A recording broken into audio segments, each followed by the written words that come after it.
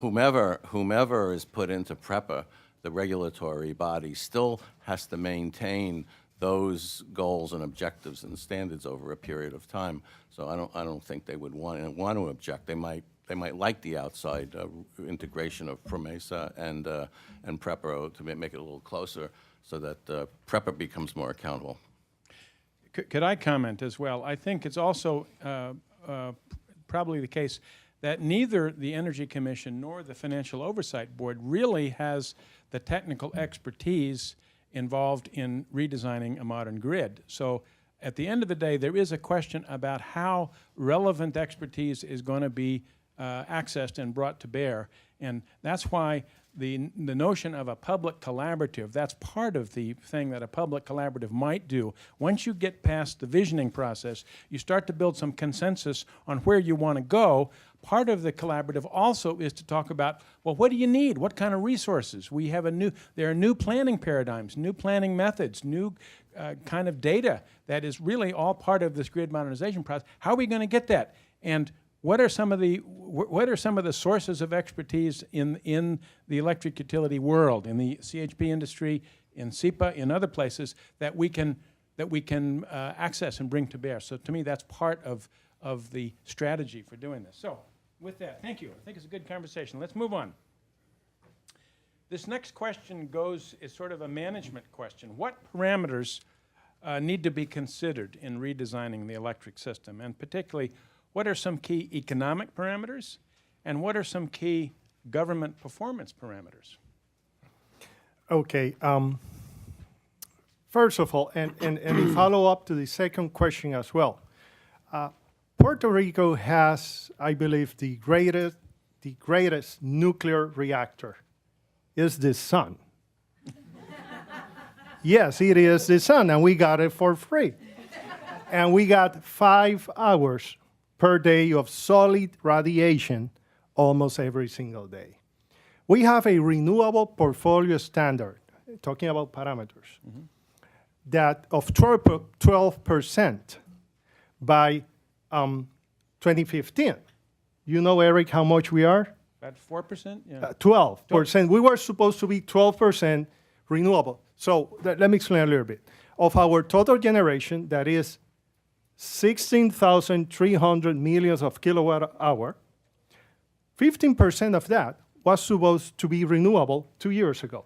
You know how much it is now? A couple of percent. Barely 2. Barely 2. So that is a metric that we need to push forward, because in 3 years from now, we're supposed to be 15. And we really need to move forward, because we are in the Caribbean. We have the greatest nuclear reactor for free. So we need to use it. So now, having talked about that, there is a great social distress in Puerto Rico due to the current things and current centers of Puerto Rico, hospitals, universities in Puerto Rico that group almost 100,000 people daily. Can you imagine 100,000 people getting a hot meal, having in a climate control environment? That would stabilize the situation. That is not happening. Hospitals, they have the generators, but they don't have power from the grid yet, neither from a good CHP that was not in place before.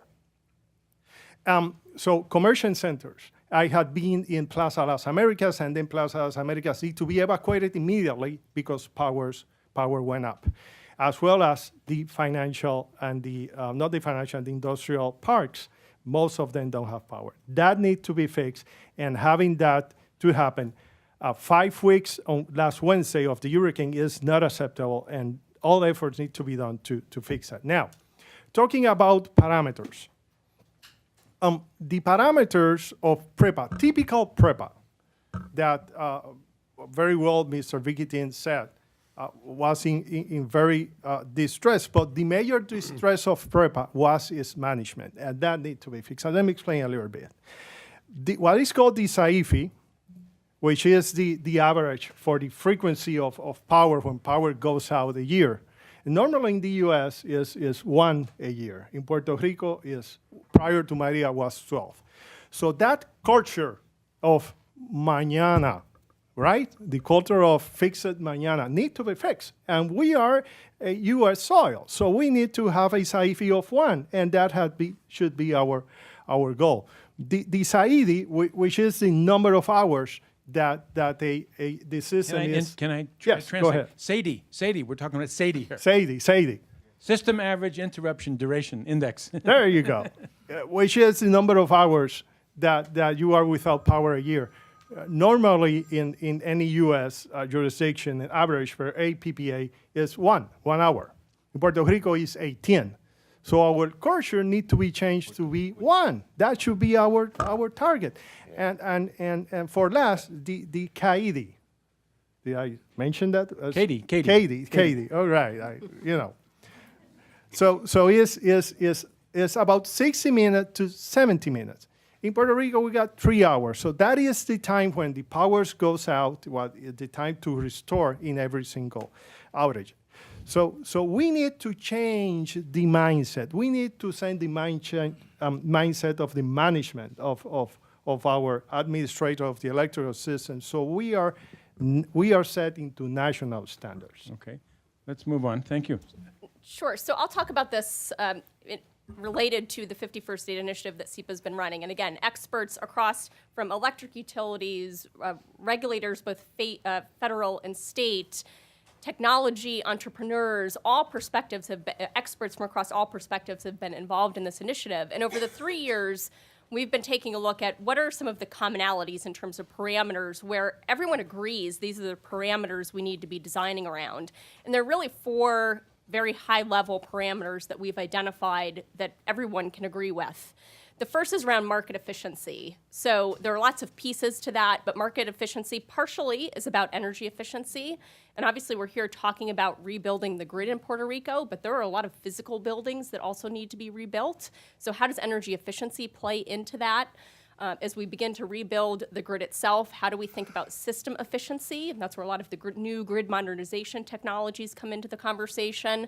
So one parameter really is around thinking about redesigning for market efficiency. The second parameter is around really clearly defining roles and responsibilities. And that obviously is also a conversation that's been happening over the past few years in Puerto Rico. But what is the appropriate role for the utility going forward? Is it the same as what it's always been? Should it change in some way? What role should third parties have? And really making sure, again, through a stakeholder process, there is a transparent and clear agreement around what is best for Puerto Rico in terms of the roles of the different players, including the utility. The third parameter would be around rate structures and thinking about, as we go through this rebuild, what should the rate structures look like going forward? How do we make sure that retail rates are controlled and affordable for customers, but it's done in a way in which there is financial sustainability for the utility, as that's going to be necessary because someone is going to need to maintain the system and have the revenue to be able to do that. So we could spend hours just talking about rate design issues, so I'll leave it at that for now. But then the fourth parameter would be around customers and customer choice, and thinking about what is it that Puerto Rican customers want, and both residential customers, the commercial and industrial customers, not every customer wants the same thing. So how do you provide choice for those customers? And not necessarily, I'm not talking specifically about choice of retail electricity provider, but choice in terms of it may be from the utility, choices in terms of different program options, choices in terms of different rate structures. But having simplicity is important, but giving customers the ability to have more choice in their electricity as technology enables to do that. So I'd lay out those 4 high-level parameters. There are lots of parameters, obviously. Dale. I think if you're developing any new electrical system, 3 of the top things you would look for are reliability, resilience, and flexibility. So what's reliability? Obviously, we touched about a little bit earlier. It's not as reliable in Puerto Rico that it might be on the mainland, so that the system needs to be reliable so that you can depend on it. Resilience is just basically the strength, so that the system needs to be able to withstand storms, withstand perhaps extreme heating events. It's not just a hurricane that comes through. To be able to withstand any disaster that could befall it, so it's resilient and strong. And it needs to be flexible. One of the difficulties with the current system is it's not flexible. So when the one part of it goes down, the whole system goes down. As battery technologies change, as solar technologies change, wind technologies, there will be more opportunities for rebalancing the electric grid, and the flexibility will be important. That's why some of these microgrids are particularly good, because they're not from just one centralized power station. There might be a variety of different sources across the island that can be used at the appropriate time. Of course, the most important part we take for granted here is that reliability and resilience angle, though. I mean, if you've got to have the critical infrastructure, hospitals, prisons, the key infrastructure. If you have a loved one that's going in for surgery, obviously you need that power cannot go off for even a fraction of a second. But those are easy to figure out. We also have to remember that even the food supply, a lot of these food supplies, if you lose the power just for a short amount of time, even just for a very short amount of time, that the entire product could be wasted. So that ability to have reliable and resilient and flexible power structure, I think, is the basis for the future development of the system. Good, thank you. Jose. Yep. Pre-Maria, these were the parameters that the fiscal board ordered that PREPA couldn't comply with, and thus the PREPA fiscal plan went the bankruptcy way, went federal bankruptcy. They said in 5 years, target rate average 21 cents a kilowatt hour.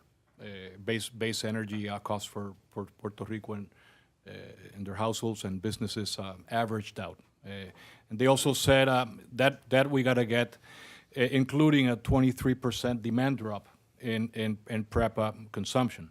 Okay, so what should we change with that, and what should we add? I agree that with the comments here, colleagues, that process is key in the redesign. If we're going to get it right, and a public collaborative with parameters as SEPA is proposing, I think is very important. Target rate, PRMA now says we want to get the economy back up and get investors' confidence, whether households or business. We're going to have to get lower than 20 cents a kilowatt hour households, lower than 15 cents a kilowatt hour businesses, particularly industry. Regarding PREPA demand drop, I believe that you have to add one more parameter here after Maria, and that is what is the cost to households and businesses of not having energy security after a Class 5 storm. This was only a Class 4 storm. There are Class 5 storms, and they can go from east to west in islands the size of Puerto Rico.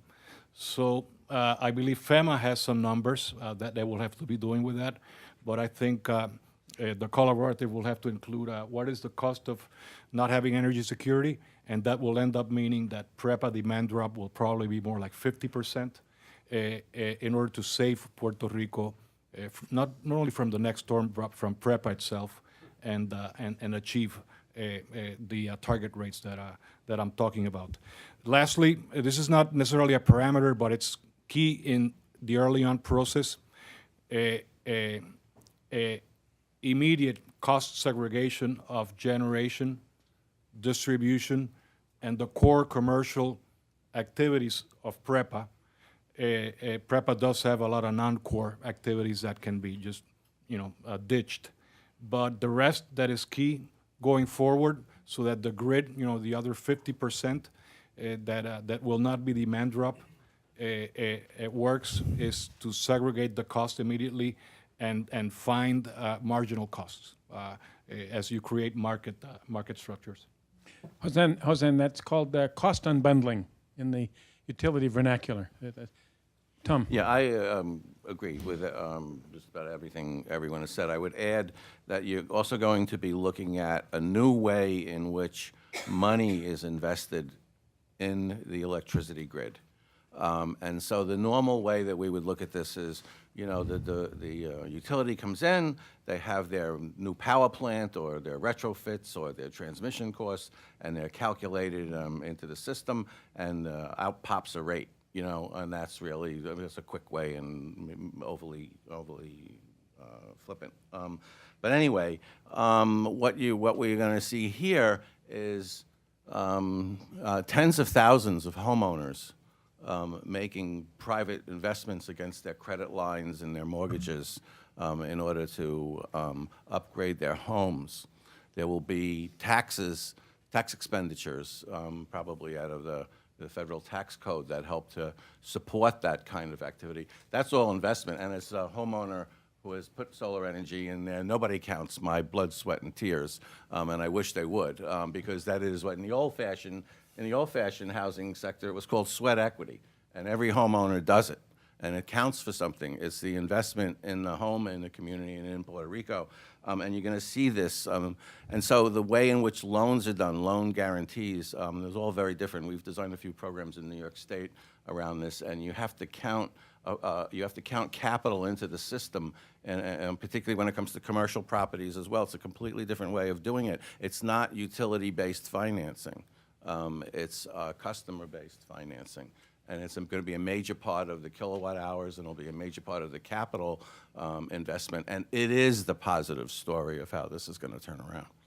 Eric, can I build on that? Please. So I'd just like to point to the Sacramento Municipal Utility District as one municipal utility that is really doing a great job in exactly what you're talking about. They are thinking very proactively about the investments their customers are making in distributed energy and understanding what that means in terms of what they, as the utility, what investments do they need to make in order to maintain and upgrade the distribution system.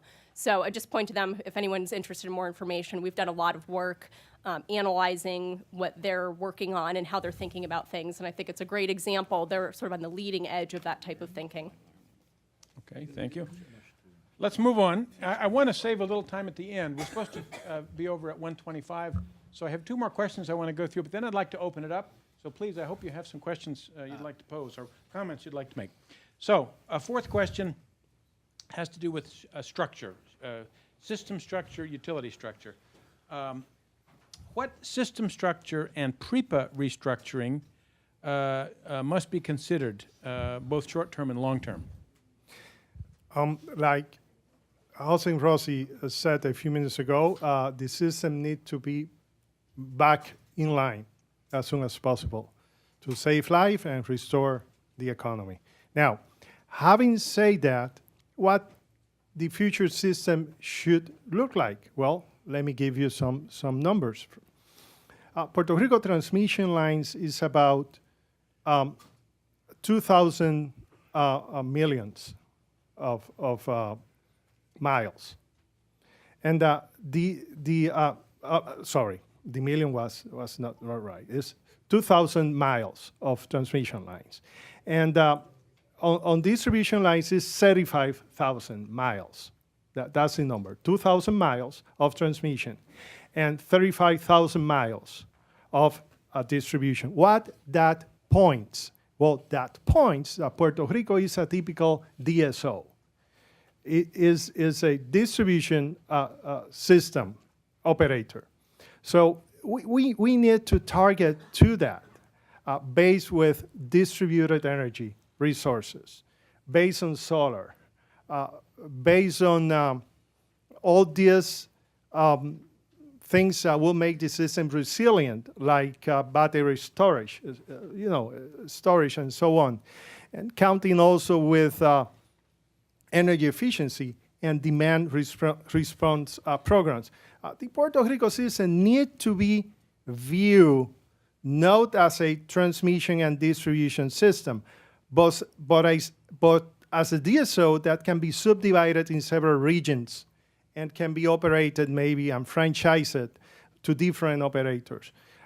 And thinking into the future, I believe, and I will have just a dream here, I would like that 10 years from now, I will have 2 or 3 operators that I can call and get offers if I want a 6-month package of $100, or if I want a per hour payment of whatever I pay per hour. And that should be the future. The future should be toward that, toward distribution system operators, toward the restructuring of markets at distribution retail level. How do I fix that in order to make a modern system that is operatable? Now, very important, that needs to happen under a strong regulatory framework.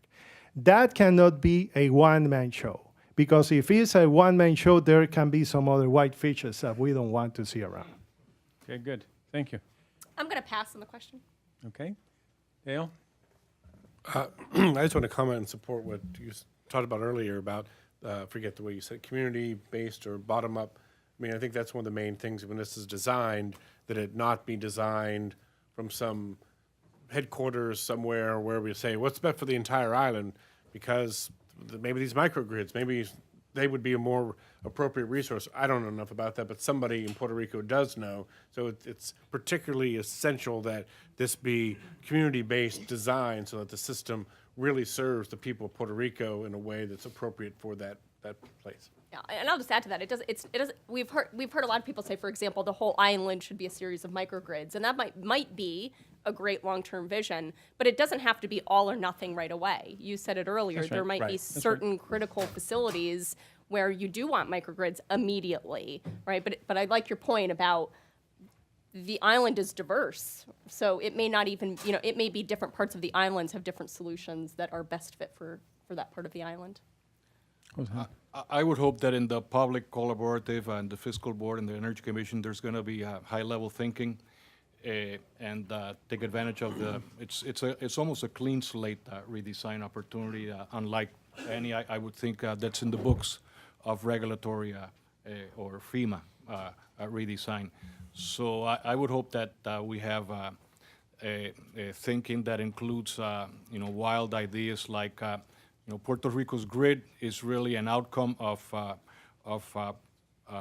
early industrialization. Puerto Rico petrochemicals in the South Coast, and not many urban centers like we have today, and that means probably transmission and distribution lines that are still up in the air in the future should be in different locations than they are now, and that the easy solution that bury the lines.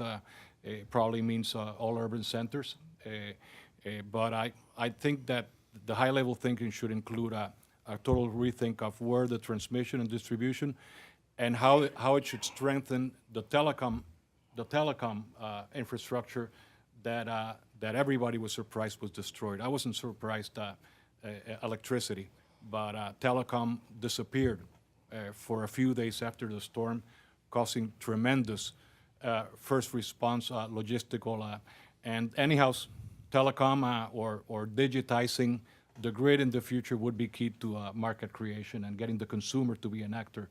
So we have to think about telecom, digitized grid security as well.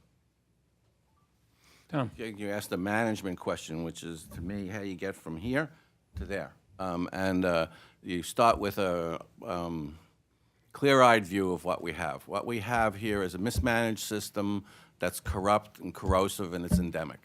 That's what you have, right? So there's organizational forms exist to correct these kinds of situations. One of them is called an independent private sector inspector general. The job of the independent private sector inspector general is to come in, help with management efficiencies, help to plan the organization going forward, weeds out corruption, and imposes a code of ethics. The basic theory is good business is good ethics. I was appointed to run the racetracks in the state of New York after a massive corruption scandal that was endemic. Even the stalls that had to be mocked every day were the system of management there was corrupt. And it was if you can conceive of that, I would describe it if you were interested later. But every single aspect, the parking lot attendants had a system that was corrupt. I mean, it has to go, you had to go down every single aspect. And listening to the hearings and the hearing stuff that Scott and his team put together, that was reminiscent to me because there are great workers there, and they're being suppressed by really bad management over the years. And when you can lift that boot off their throats, you'll get a much better workforce and a much better appreciation of it. And you can begin a planning process that's honest. Okay. Okay. Let me ask, though, you've ducked, now our panelists who are not from Puerto Rico, it's understandable, they don't know enough, but our Puerto Rican experts, you've ducked the question about PREPA restructuring. What do you think should happen to PREPA? Should it be restructured? Should it be privatized? Should it be, Tom, how would you? I think this is, to me, you're asking a method before you have a purpose, right? The kind of plans that people have talked about are plans that we need to settle on sort of more precise investment strategies for the type of grid you want, and because the way the markets work, they will tell you what kind of an organizational form that those services and new ways of delivering services must be organized. And then how government wants to regulate that, that's what Scott and his team are for. And they'll come up with something that's different. It could be one umbrella company or entity that sort of helps to coordinate various things. It could be 3 or 4. I don't know that I could tell you exactly how to do that right now, but I can tell you that the corporate forms exist. And the trick will be in a new regulatory system. We have one more question, then I'll open it up, and we'll start with you. I know you want to make a comment. But can I get my last question, get it out of the way? So the last question is there a key policy or legal change that must be enacted by Congress and locally to enable truly once-and-done redesign and implementation? What do you think about that? Well, actually, yesterday we were talking to some friends, and we were talking of the importance of strengthening the regulatory framework in Puerto Rico. And we mentioned to them that in Title V of PROMESA, if you want to do the emergency infrastructure projects that are listed in that same Title V, in regards to energy, because Title V applies to all sorts of emergency projects. It's applied to water, it's applied to transportation, and to energy as well. But in regards to energy and in regards to land use, if you need to propose a project and they need to be included in the integrated resources plan, what is related to energy. And if it's not included on the integrated resources plan, the commission has 60 days to review it. And if it's a negative from the commission, the project will no go.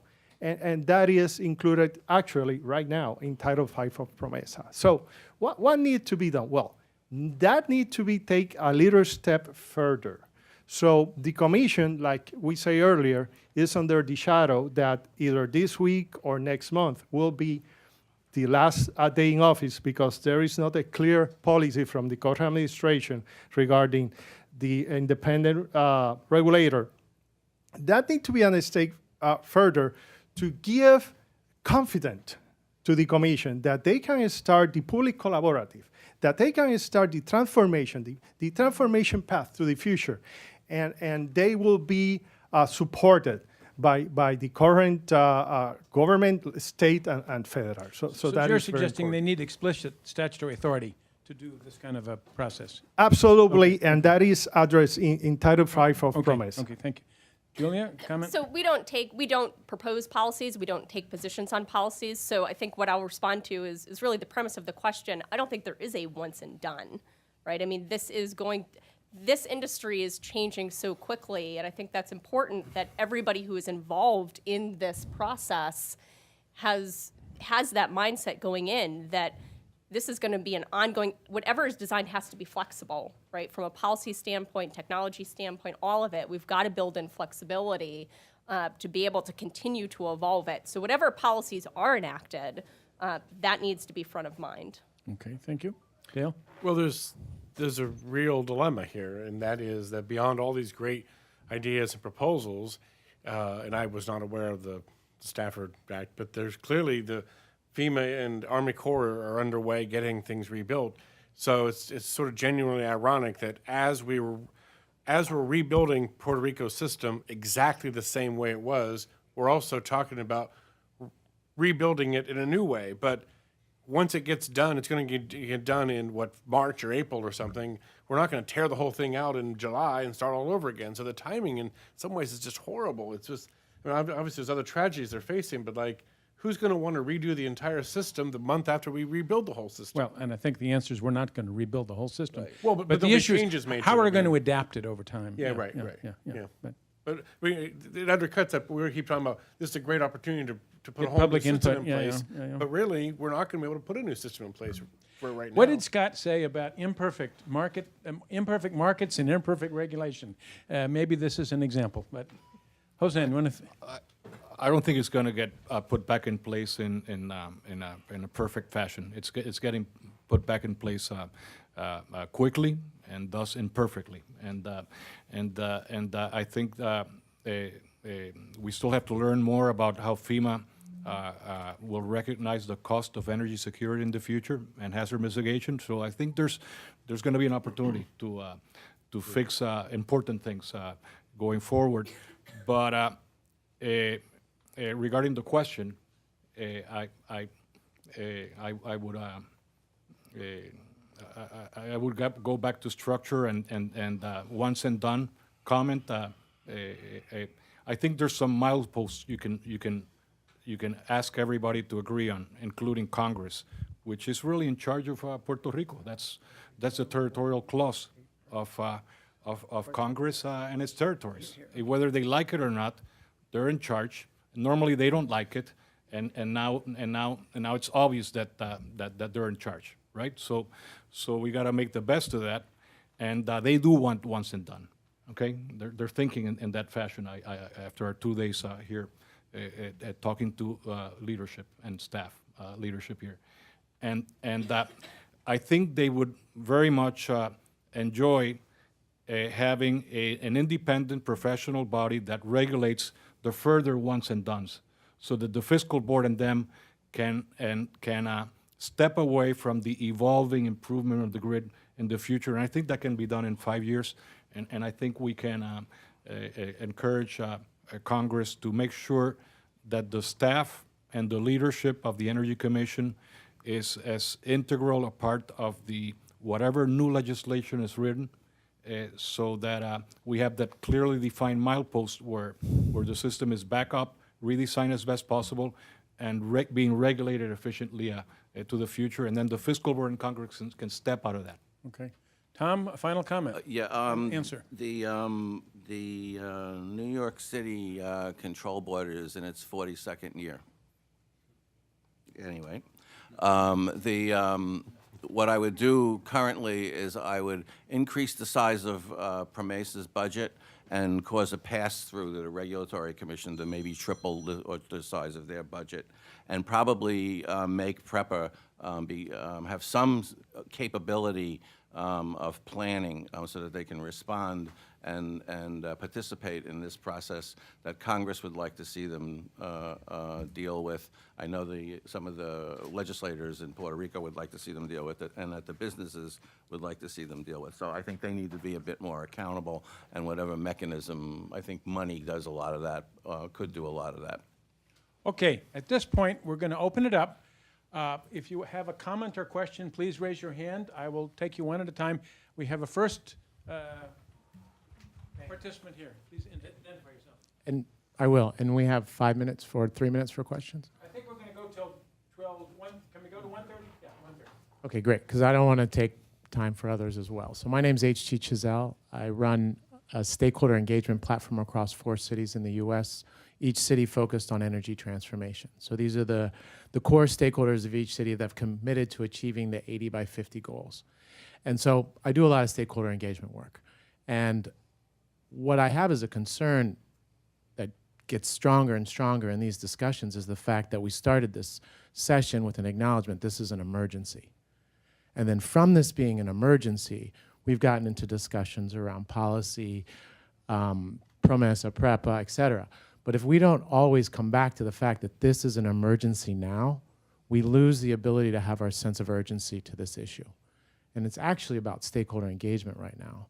And the framework is something, as leaders in this room, we create today. The fact that you have the Army Corps of Engineers and FEMA doing things that we're concerned is creating poor infrastructure for the future, that's a big problem. And the fact that we don't have that being addressed in a stakeholder forum, someplace, somewhere happening, that we can bring our collective intelligence to that discussion, means that we're missing the boat. We gotta get on that. And so that's a comment I have for the group, is how do we anchor these discussions in action and in constructive results, that when you say the comments that you do, that they move something forward. Because people are suffering right now. That's my comment. Anyone else? Any of our panelists would like to respond to this observation? It was hard getting flights out of Puerto Rico, too many people leaving at the same time. This was the best we could do up to now. If you are there and you try and check who's in charge, FEMA, Corps of Engineer, Government of Puerto Rico, PREPA, it's also difficult to find who's the leader right now. Thus, whitefish plus that fact, it means a Promesa board is moving to try and fix the PREPA thing. But your comment, that hasn't been fixed yet. So the best we can do, private sector, is to try and push forward the collaborative, even if it hasn't been ordered by the governor or ordered by Congress yet. I think Scott would like to comment, and then we'll come to you. Right? You want to go? Okay. Identify yourself. Hi, my name is Shannon McLaughlin, and I'm the Community Planning and Capacity Building Coordinator for FEMA Region 2, which includes New York, New Jersey, Puerto Rico, and the Virgin Islands. We should note that there is a set of mechanisms in place right now and a federal coordinating officer who is running operations in the field. We also have a standard role that thinks about long-term recovery issues. That is the Federal Disaster Recovery Coordinators. I have one of them next to me right now, Earl Zulke, who is the FDRC from Region 5. He's just returned from Puerto Rico, as has our other FDRC, and we are trying to convene stakeholders here as we are establishing the groups that are the mechanism whereby these conversations happen, and those are called the recovery support functions. In theory, the Army Corps is the coordinating agency for the infrastructure systems recovery support function. As of right now, we do not have that person named who will be leading the recovery support function for infrastructure systems for Puerto Rico, but my colleague behind me, Luis Bernal from USDA Rural Development Energy Division, has been a huge help in those meetings, and we invite others to be part of that. For Julia, I'd love you to be part of my recovery support function is not infrastructure systems, it's community planning, capacity building. And we'd love to have more conversations and invite you to those meetings. So unfortunately, right now, those meetings are happening in Washington, DC, and they should be happening in Puerto Rico and in the USVI. More pressure needs to get out there to make that happen. We understand why it has happened this way. The current federal coordinating officer is like, there is too much at stake for me to think that any side conversations are happening with the emergency support functions. We don't want the recovery support functions taking away the attention from life-saving and life safety. We totally get it, but we are capable of going in and not taking away energy from them. And by not having us there, it's true, there is a disconnect. They are rebuilding, they're rebuilding up to code anyway. They're not just rebuilding to pre-storm. But it's not true that the Stafford Act only allows us to rebuild to pre-storm conditions or to code. The people who are telling you that, though, include the emergency support functions and the people in the field who misunderstand the law there. So it's not a big law, it's not a long law. Read it, the Stafford Act, Section 406, mitigation. It's there, we can do it, and we can do it with disaster money. Let alone, part of the conversation is there's a lot of things besides disaster money that are going to be available. Yeah. So the conversation, there is a place, we have to work to make that system work better. Every time there's a big disaster, we throw out what we've already established and we put in something different. Instead, this time, let's try to make the system that we've said work, that we've established for it, and let's give the authority and the power to the groups that are supposed to be helping make it happen. And we'd love to invite you all to be part of that. And I'll Yeah, Eric, let me comment on this first two comments. First, I applaud you, and let's give her applause. It's a great comment. And, Well, and thank you for coming and being here to Yeah. educate all of us. And HK, your question, that is the response. This kind of forum is the beginning. It was great to hear you. And so we need to put the proper path. And the proper path is a public collaborative. So we look forward to the Puerto Rico Energy Commission to start that as soon as possible, because we all will be supporting the public, the Puerto Rico Energy Commission in that public collaborative, because that is needed now, and we'll have the support of all the private sector, and as I can see, even as per FEMA's in certain extent. So great, and this is the first step, and we expect that this is a tide that start growing till we get the restructuring of Puerto Rico electrical system done. I will be asking for your business cards after the meeting. I will be looking for an opportunity to sit down and have discussions and get your input to come up with these longer-term solutions. Sir, you commented about this is an emergency. It still is an emergency, and it's kind of hard to sit and discuss long-term solutions that may take years and years and years. When your house is destroyed, you've got no power. So it is kind of a dichotomy that, you know, we're in a dilemma. We need to get immediate actions to help give people basic life services, but we also need to have the discussions that are taking place to come up with long-term solutions that will benefit the territory of Puerto Rico. Thank you very much. This may be the most constructive part of our summit here. Scott wants to get in here. Again, thank you very much for the opportunity to start the conversation and to represent the commission. A few things I want to mention.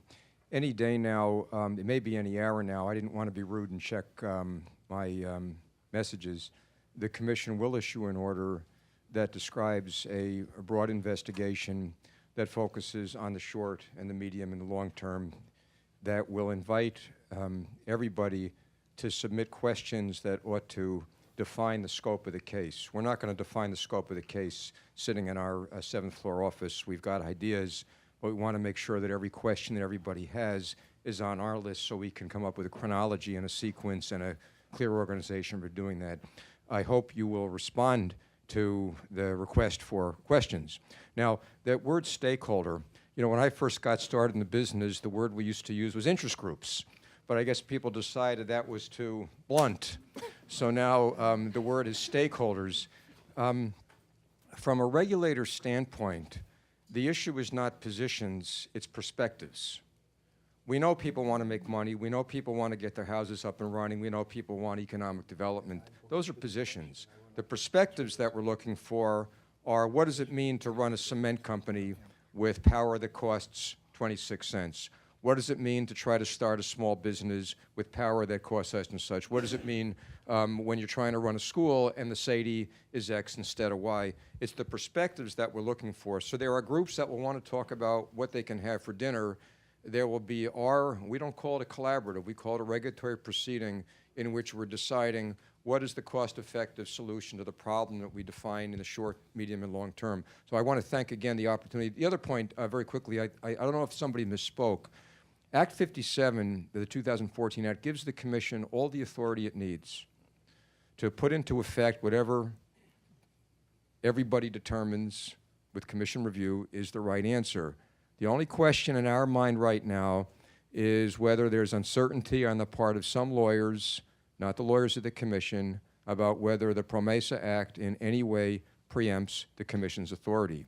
It's the Commission's position that there was no preemptive power in the PROMESA Act. The FOMB right now thinks that our budget review requirement that I mentioned in my conversation is somehow inconsistent with their budget review authority. That is easy to work out if a conversation can occur. So if you're interested in a strong commission, you're interested in avoiding preemption, misunderstandings of the PROMESA Act that would preempt the Commission's powers. Again, I want to thank the organizations, and Eric, thank you for your excellent work. Thank you. Mr. Chairman, you want to say a few closing words? Yes, I think we're ready. Oh, yeah, he wants me to remind you that we will have an opportunity for the press to ask questions after we conclude the formal forum. So if you want to listen to those questions and answers, stay tuned. Thank you. Thank you, Eric. Has this been a good discussion? Yes. And this is a discussion we need to continue.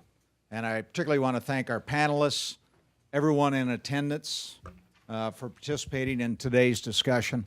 It's certainly, from my view, been a very interesting discussion about the future of Puerto Rico and getting the lights back on and doing it the right way. So I particularly want to thank, again, our sponsors, the Puerto Rico Manufacturers Association, the Institute for Competitiveness and Sustainable Economy, the Center for the New Economy, Institute for Efficient Economics and Analysis, the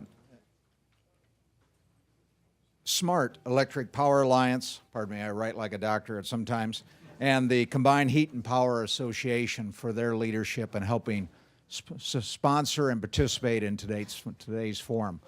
We will, on the websites, have available copies of this forum, which have been videotaped as well as being broadcast live on Facebook Live. So we'll communicate with you so you can obtain that link if you'd like to review. Please continue this dialogue, and as was mentioned, for members of the news media, the panelists and others are available for discussion following this meeting. Thanks again. Our carriage turns into a pumpkin at 2 o'clock, so we must bring this discussion to an end. Thank you so much, and have a wonderful weekend. Sure. Thanks so much. Thank you. Yeah, absolutely. Yeah. Hey, I know. Yeah. Finally, let me give you a hug. Thank you so much. Thank you so much for being here. Thank you so much for giving some minutes and participating in this forum. We're just starting the discussion now. Right? Yeah. This is great. Yeah, You like it? Yep. You're here as well? talk to, Yeah. the Yeah, I'm FIA. around the next couple of weeks, so We want to should. get a coffee or lunch. Let's go get the feet in the Right. Hi, how are you? You look familiar, but. Oh, yeah! Yeah! Yes, of course. Yes, I remember for like happy hours. And, yeah. How are you? Yeah, I recognize you. I said hi. Yeah. Great. Yeah, Excellent. yeah, definitely. Thanks for going. Just Hi. coming to this as well. Yeah, I'm also really Any new information you got out of this? We're doing a lot of lunches, basically. Okay, great. Yeah, you know, it actually, we have a lot now of the people guy involved. We that really have an environmental justice voice. talked about the feedback people. That'd be great.